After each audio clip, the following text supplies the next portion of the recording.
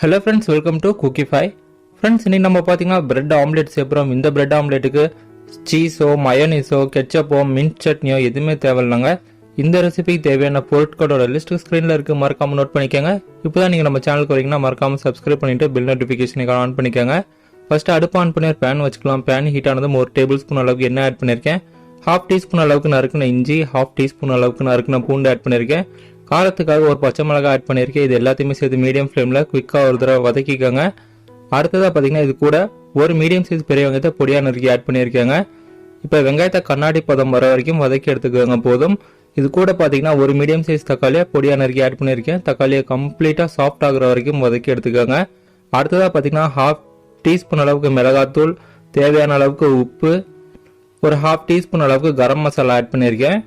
இது கூட ஒரு 1/4 டீஸ்பூன் அளவுக்கு மஞ்சள் தூள் ஆட் பண்ணியிருக்கேன். இது எல்லாத்தையுமே சேர்த்து நல்லா மிக்ஸ் பண்ணிக்கோங்க. மசாலாவோட பச்சை வாசனை போகிற வரைக்கும் கம்ப்ளீட்டாக மிக்ஸ் பண்ணிக்கோங்க.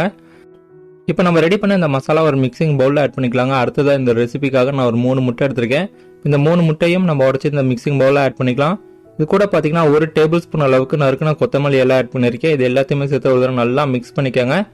ஃப்ரெண்ட்ஸ், ரொம்பவே ஈஸியான ரெசிபி தாங்க. இதே மாதிரி ரெசிபிஸ் பார்க்க நம்ம சேனலுக்கு சப்ஸ்கிரைப் பண்ணிக்கோங்க. கூடவே பெல் நோட்டிஃபிகேஷனுக்கான ஆன் பண்ணிக்கோங்க. இந்த ரெசிபி உங்களுக்கு பிடிச்சிருந்தா மறக்காம லைக் பண்ணிட்டு உங்க ஃப்ரெண்ட்ஸ் அண்ட் ஃபேமிலி கூட ஷேர் பண்ணிக்கோங்க. இது கூட 1/2 டீஸ்பூன் அளவுக்கு சில்லி ஃபிளேக்ஸ் ஆட் பண்ணி நல்லா மிக்ஸ் பண்ணிட்டேன்.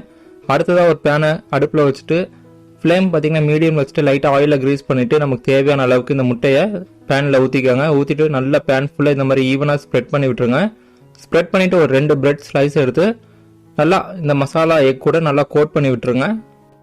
இதுக்கப்புறம் ரொம்பவே சிம்பிள் தாங்க. நம்ம வழக்கமாக பிரெட் ஆம்லெட் எப்படி செய்வோம் அதே மாதிரி 2 சைடும் திருப்பி போட்டு மடிச்சு கொடுக்க வேண்டியதான். இந்த பிரெட் ஆம்லெட் பார்த்தீங்கன்னா சீஸோ, கெட்சப்போ, மின்ட் சட்னியோ, மயோனீஸோ எதுவுமே தேவையில்லைங்க.